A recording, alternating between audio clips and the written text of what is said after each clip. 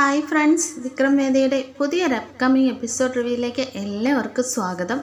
അങ്ങനെ നമ്മുടെ വിക്രവും വേദയും ഒന്നായതിനു ശേഷം വീട്ടിലെ രണ്ട് വീട്ടുകാർക്കും നല്ല എതിർപ്പായിരിക്കും കേട്ടോ. അങ്ങനെ ഒരിടത്തും കയറാൻ പറ്റാതെ കുറച്ച് പ്രശ്നം ഒതുങ്ങുന്നിടം വരെ ശ്രീനിവാസൻ സാർ പറഞ്ഞനുസരിച്ച് അദ്ദേഹത്തിൻ്റെ ഒരു സുഹൃത്തിൻ്റെ നാട്ടിൽ ഒരു സുഹൃത്തിൻ്റെ വീട്ടിലേക്ക് പോവാണ് കേട്ടോ വിക്രവും വേദയും കൂടി.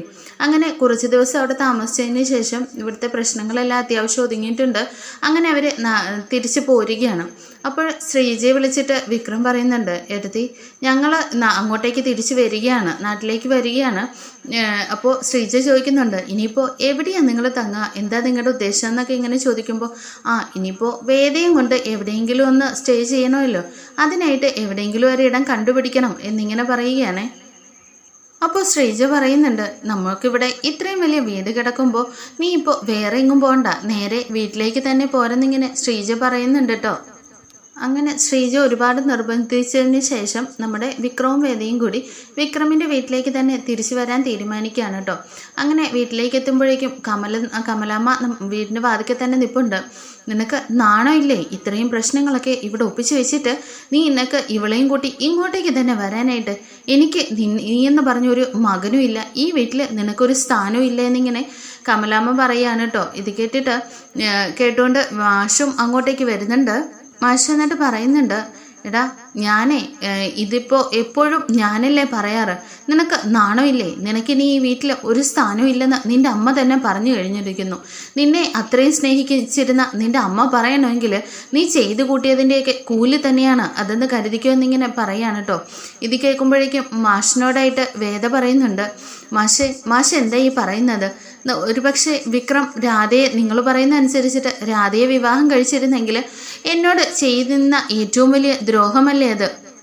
പിന്നെ വിക്രം വേറെ ആരെയല്ലല്ലോ കൂട്ടിക്കൊണ്ട് വന്നത്, എന്നെ തേടി തന്നെയല്ലേ വിക്രം വന്നത്. പിന്നെ ഇതിനെ ഏത് തരത്തിലാണ് നിങ്ങൾ തെറ്റായിട്ട് പറയുന്നതെന്ന് ഇങ്ങനെ പറയുകയാണ് കേട്ടോ. അപ്പോഴേക്കും മാഷിന് നല്ല ദേഷ്യം വരുന്നുണ്ട്. നീ ന്യായത്തെക്കുറിച്ച് എന്നോട് സംസാരിക്കുകയാണോ? നീ ഇവനെ വേണ്ട എന്ന് പറഞ്ഞ് തീർത്ത് പറഞ്ഞുകൊണ്ട് തന്നെ എഴുതി ഒപ്പിട്ട് കൊടുത്തിട്ടല്ലേ ഈ വീട്ടിൽ നിന്ന് പടിയിറങ്ങിപ്പോയത്? അതോടുകൂടി നീ ഇവനും തമ്മിലുള്ള എല്ലാ ബന്ധങ്ങളും അവസാനിച്ചതല്ലേ? പിന്നെ നിന്നെ ഞാനൊന്നും പറയുന്നില്ല, ഏതൊക്കെ രീതിയിൽ നോക്കിയാലും ഇവൻ്റെ ഭാഗത്ത് തന്നെയാണ് തെറ്റ്.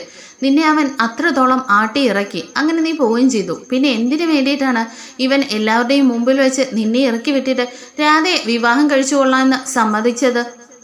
എന്നിട്ടിങ്ങനെ വേദയെ ദേഷ്യപ്പെട്ടുകൊണ്ട് തന്നെ മാഷ് നോക്കിയിട്ട് വേദയോടായിട്ട് പറയുന്നുണ്ട്, അത് ശരി, നിന്റെ ഭാഗത്ത് ന്യായവും ഉണ്ടെന്ന് നീ പറയുകയാണോ? നീ പാവുകയാണെങ്കിൽ ആ രാധയുടെ കാര്യം എന്താ പറയേണ്ടത്? സ്വന്തം മകളുടെ കല്യാണം മുടങ്ങിപ്പോയി എന്തുമാത്രം വിഷമിച്ച് കാണും ആ പാവം അച്ഛനും അമ്മയും. അത് തന്നെയാണോ ആ പെൺകുട്ടി എത്രമാത്രം വേദനിച്ച് കാണും? ഇതിനൊക്കെ ആരെ സമാധാനം പറയുക? ആദ്യം ഇവൻ സ്വന്തം അച്ഛനെ അമ്മയും വേണ്ടെന്ന് പറഞ്ഞ് ഇവിടെ നിന്ന് ഇറങ്ങിപ്പോയി, പിന്നെ ഭാര്യയായ നിന്നെ വേണ്ടെന്നും പറഞ്ഞ് പോയി. ഇപ്പോൾ അതേണ്ട താലി കെട്ടാനായിട്ട് പന്തലിൽ വന്നിരുന്ന പെൺകുട്ടിയെ എല്ലാവരുടെയും മുമ്പിൽ വെച്ച് ഒറ്റയടിക്ക് അവൻ വേണ്ടെന്ന് പറഞ്ഞിട്ട് ഇട്ടിട്ട് പോയി. ഈ ശാപമെല്ലാം കൂടി ഇവൻ എവിടെ കൊണ്ട് തീർക്കാനാ? ഇവനെ ഒരിക്കലും നന്നാവില്ല. നീ ഇവൻ്റെ കൂടെ നിന്നാൽ നിന്റെ ജീവിതം കൂടി നശിക്കുമെന്ന് പറഞ്ഞിട്ട് ദേഷ്യപ്പെടുകയാണ് കേട്ടോ. ഇനിയിപ്പോൾ നിങ്ങൾക്ക് ഈ വീട്ടിൽ യാതൊരു സ്ഥാനവും ഇല്ല. ഇത് ഞങ്ങളുടെ കുടുംബകാരിയാണ്, പിന്നെ കൂടുതലായിട്ട് നീ ഈ കാര്യത്തിൽ ഇടപെടേണ്ട കാര്യമില്ല എന്നിങ്ങനെ വേദയോടായിട്ട് ദേഷ്യപ്പെട്ട് തീർത്ത് പറയാണ് കേട്ടോ മാഷ്. ഇത് കേട്ടിട്ട് വിക്രവും വേദയും കൂടി അവിടെ നിന്ന് ഇറങ്ങാൻ തുടങ്ങിയാണ്. അങ്ങനെ പോവാനായിട്ട് ഇറങ്ങുമ്പോഴേക്കും വീണ്ടും വിക്രം തിരിഞ്ഞു നിന്നിട്ട് കമലാമ്മയെ ഇങ്ങനെ നോക്കുന്നുണ്ട് കേട്ടോ. അപ്പോഴേക്കും മാഷ് പറയുന്നുണ്ട്, ഒന്നാമതേ കമലയ്ക്ക് സുഖമില്ലാതിരിക്കുകയാണ്, ഇനി ഇതിൽ കൂടുതൽ നിങ്ങളുടെ കാരണം അവൾ മനസ്സ് വിഷമിച്ച് ഓരോരോ അസുഖങ്ങൾ വരുത്തി വെക്കുന്നതേ താങ്ങാൻ എന്നെ കൊണ്ട് ശേഷിയില്ല, നിങ്ങൾക്ക് പോകാം എന്ന് പറഞ്ഞിട്ട് മാഷിങ്ങനെ തിരിഞ്ഞ് കയറി അകത്തേക്ക് കയറാൻ തുടങ്ങുകയാണ് കേട്ടോ. അപ്പോഴേക്കും വിഷു ഇറങ്ങി വന്നിട്ട് പറയുന്നുണ്ട്, നിങ്ങൾ എവിടേക്കാണ് പോകുന്നത്? അവിടെ നിൽക്കുന്നിങ്ങനെ പറയുകയാണ്. അപ്പോഴേക്കും മാഷിങ്ങനെ ദേഷ്യപ്പെട്ടിട്ട് വിഷം എന്നിങ്ങനെ വിളിക്കുന്നുണ്ട്. അപ്പോഴേക്കും വിഷം പറയുന്നുണ്ട്, അച്ഛന് ഇതിനകത്ത് ഒന്നും പറയണ്ട, എന്ത് വിധത്തിലാണ് അവരെ ഈ വീട്ടിൽ നിന്ന് ഇറക്കി വിടുന്നത്? നിങ്ങളെ അകത്തേക്ക് വായെന്നിങ്ങനെ പറയുകയാണ് കേട്ടോ. ഇത് കേട്ടിട്ട് വിനായകനാണെങ്കിൽ ചങ്കത്ത് കൈവച്ചിട്ട് ഇങ്ങനെ സ്റ്റക്കായി നിൽക്കുകയാണ്. വിശ്വേട്ടൻ തന്നെയാണോ ഈ പറയുന്നതെന്ന്? എന്നാൽ ഇത് കേട്ടിട്ട് നമ്മുടെ ശ്രീജയ്ക്ക് ഒരുപാട് സന്തോഷമാകുന്നുണ്ട് കേട്ടോ. എന്നിട്ട് വിശ്വം പറയുന്നുണ്ട്, വിക്രം, വേദ നിങ്ങൾ അകത്തേക്ക് കയറി വാന്നിങ്ങനെ പറയുന്ന സമയത്ത് മാഷി ചോദിക്കുന്നുണ്ട്, വിക്രം നീ എന്തായി വിശ്വം നീ എന്തായി പറയുന്നത്? നീ തന്നെയാണോ ഇങ്ങനെയൊക്കെ പറയുന്നതെന്ന് ഇങ്ങനെ ചോദിക്കുകയാണ് കേട്ടോ. ഇത് കേട്ടിട്ട് വിശ്വം പറയുന്നുണ്ട്, അതെ അച്ഛാ, ഞാൻ തന്നെയാ. ഈ സമയത്ത് പോലും എൻ്റെ അനിയന് വേണ്ടിയിട്ട് ഞാൻ സംസാരിക്കാൻ നിന്നില്ലെങ്കിൽ പിന്നെ വേറെ ആരാ സംസാരിക്കാനുള്ളത്? ഞാൻ ജയിലിൽ കിടന്ന സമയത്തും ഞാൻ ബുദ്ധിമുട്ട് അനുഭവിച്ച സമയത്തും ഒക്കെ ഇവൻ മാത്രമേ ഉള്ളായിരുന്നു എനിക്ക് ഒരു തണലായിട്ട്. ഇവൻ്റെ കൂടെ ഈ സമയത്ത് ഞാൻ നിന്നില്ലെങ്കിൽ പിന്നെ ആരാ നിൽക്കുക എന്ന് പറഞ്ഞിട്ട് വിശ്വം ഇങ്ങനെ പറയാണ് കേട്ടോ. അപ്പോഴേക്കും കമലാമ്മ ആയിട്ട് പറയുന്നുണ്ട്, നീ എന്തായി പറയുന്നത്? നീ ആരെയും ന്യായീകരിക്കുന്നത്? നിന്റെ അനിയൻ ചെയ്തു കൂട്ടിയ തെറ്റൊന്നും നീ കണ്ടില്ലേ?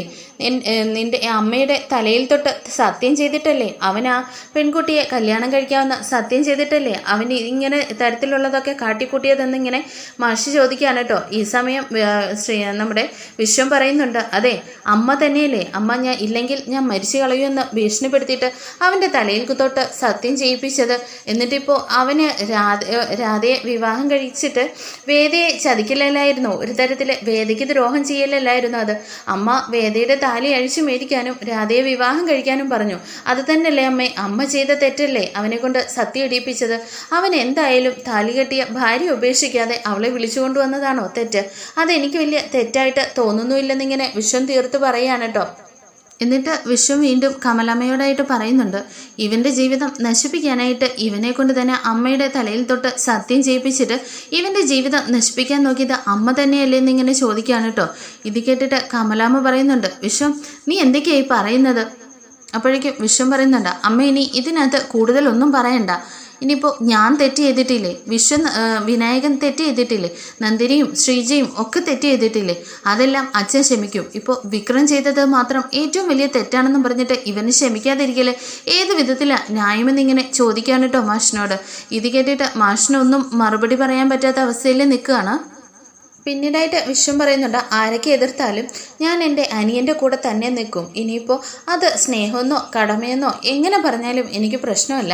ഞാൻ എൻ്റെ അനിയൻ്റെ കൂടെ തന്നെ എന്നും ഉണ്ടാവുമെന്ന് പറഞ്ഞിട്ട് കയറി വാ വിക്രം എന്ന് പറഞ്ഞിട്ട് വിശ്വം ആണെങ്കിൽ വിക്രമിൻ്റെ കൈ പിടിക്കുകയാണ് കേട്ടോ. ഇത് കണ്ടിട്ട് വിക്രമിൻ്റെ കണ്ണൊക്കെ നിറയുന്നുണ്ട്.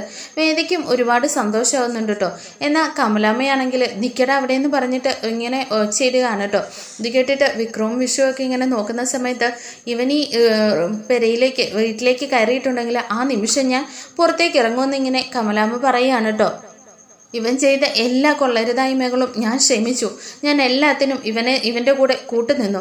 എന്നാൽ ഈ ഒരു തെറ്റു മാത്രം ഞാനിനി മരിച്ചാലും പൊറുക്കില്ല എന്നൊക്കെ ഇങ്ങനെ കമലാമ്മ പറയുകയാണ് കേട്ടോ. ഇത് കേൾക്കുമ്പോഴേക്കും മാഷാണെങ്കിൽ കമലയെന്നിങ്ങനെ ഉറക്കെ വിളിക്കുകയാണ് കേട്ടോ. ഇത് കേട്ടിട്ട് വിശ്വം പറയുന്നുണ്ട്, അമ്മേ എന്തായാലും അമ്മയ്ക്ക് ഇവൻ ഈ വീട്ടിൽ താമസിക്കരുതെന്നല്ലേ ഉള്ളൂ. ഇവരെന്തായാലും ഈ വീട്ടിലേക്ക് പോകുന്നില്ല എന്ന് പറഞ്ഞിട്ട് അപ്പോഴേക്കും കമലാമ്മ ചോദിക്കുന്നുണ്ട്, ഈ വീട്ടിലേക്ക് താമസിക്കുന്നില്ലെന്ന് പറഞ്ഞിട്ട് നീ വീട്ടിൻ്റെ ഉള്ളിലേക്ക് ഇവരെയും കൂട്ടി എങ്ങോട്ടേക്കാന്നിങ്ങനെ ചോദിക്കുകയാണ് കേട്ടോ. അതെ, അവർ താമസിക്കുന്നിടത്തേക്ക് ഈ വഴിയാണ് പോകുന്നതെന്ന് ഇങ്ങനെ പറയുമ്പോഴേക്കും വിനായകൻ ചോദിക്കുന്നുണ്ട്, ഈശ്വരൻ എന്തൊക്കെയായി പറയുന്നത്? ആർക്കൊന്നും മനസ്സിലാവുന്നില്ലല്ലോ. ഇവർ ഈ വീട്ടിൽ താമസിക്കുന്നുമില്ല, എന്നിട്ട് ഇവരെ ഈ വീടിൻ്റെ ഉള്ളിലേക്ക് തന്നെ നടത്തിക്കൊണ്ട് പോകുന്നെന്ന് പറയുമ്പോഴേക്കും അതെ, ഇവർ താമസിക്കുന്നത് ടെറസിലാണ്, മുകളിൽ തന്നെ ടെറസിൽ തന്നെ താമസിക്കുമെന്ന് ഇങ്ങനെ പറയുകയാണ് കേട്ടോ. എന്നിട്ട് വിക്രം നിനക്ക് ഓക്കെ അല്ലേ എന്നിങ്ങനെ ചോദിക്കുന്നുണ്ട് വിശ്വം. എന്നിട്ട് വിക്രമിനോടായിട്ട് വിശ്വം പറയുന്നുണ്ട്, അതേടാ നമ്മൾ ചെറുപ്പം തൊട്ടേ അടിപിടിയും കൂടിയും കളിച്ചും വളർന്ന നമ്മുടെ ടെറസിൻ്റെ പുറം ചൂടുകാലത്തൊക്കെ തലയണ പോലും ഒരു പായും പുതപ്പും ഇല്ലാതെ നമ്മൾ കിടന്നുറങ്ങിയിട്ടില്ലേ? ഇപ്പോൾ നിനക്കവിടെ കിടന്നുറങ്ങാൻ ബുദ്ധിമുട്ടുണ്ടോ എന്നിങ്ങനെ ചോദിക്കുകയാണ് കേട്ടോ. ഇത് കേട്ടിട്ട് വിക്രമാണെങ്കിൽ വേദയെ ഇങ്ങനെ നോക്കുന്നുണ്ട്. അപ്പോൾ വേദ പറയുന്നുണ്ട്, വിക്രമിൻ്റെ കൂടെ ഏത് പെരുവഴിയിൽ കിടക്കാനും ഞാൻ തയ്യാറാണെന്ന് ഇങ്ങനെ പറയുകയാണ് കേട്ടോ. ഇത് കേട്ടിട്ട് വിക്രമിൻ്റെ കണ്ണൊക്കെ നിറയുന്നുണ്ട്. അങ്ങനെ വേദയെ ചേർത്ത് പിടിക്കുകയാണ് കേട്ടോ. ഇത് കണ്ടിട്ട് വിശ്വം പറയുന്നുണ്ട്, ഇതാണടാ, ഇത് തന്നെയാണ് നമുക്ക് വേണ്ടത്. ഇനിയിപ്പോൾ എന്തിനാ മടിച്ചു നിൽക്കുന്നത്? നിങ്ങൾ മുകളിലേക്ക് കയറി വാന്നിങ്ങനെ പറയാണ് കേട്ടോ. ഇത് കേട്ടിട്ട് ശ്രീജ പറയുന്നുണ്ട്, അതെ അത് തന്നെ, മുകളിലൊരു ഷെഡ് പോലെ അടിച്ചാൽ മതിയല്ലോ, നിങ്ങൾക്ക് അവിടെ തന്നെ താമസിക്കാമെന്നിങ്ങനെ പറയാണ്. ഇത് കണ്ടിട്ട് കമലാമ്മയ്ക്കൊക്കെ നല്ല ദേഷ്യം വരുന്നുണ്ട്. വിശ്വത്തിനോട് ചോദിക്കുന്നുണ്ട്, എടാ നീ തന്നെയാണ് ഈ പറയുന്നത്? അതേ അമ്മേ, അച്ഛൻ കഴിഞ്ഞാൽ പിന്നെ ഈ വീട്ടിലെ മൂത്ത മകനാണ് ഞാൻ. എൻ്റെ അനിയന്മാരുടെ കാര്യത്തിൽ ഏറ്റവും കൂടുതൽ ഉത്തരവാദിത്വം എനിക്ക് തന്നെയാണ്. ഇപ്പോൾ ഒരു പക്ഷേ അച്ഛനും അമ്മയ്ക്കും ഞാൻ ചെയ്യുന്നത് തെറ്റാണെന്ന് തോന്നിയേക്കാം, പിന്നീട് അത് നിങ്ങൾക്ക് നല്ലതാണെന്ന് തോന്നുന്ന ഒരു ദിവസം വരും, ഉറപ്പായിട്ടും വരുമെന്ന് പറഞ്ഞിട്ട് വിക്രമിനെയും വേദയും കൂട്ടി ടെറസിൻ്റെ മുകളിലേക്ക് പോവുകയാണ് കേട്ടോ വിശ്വം.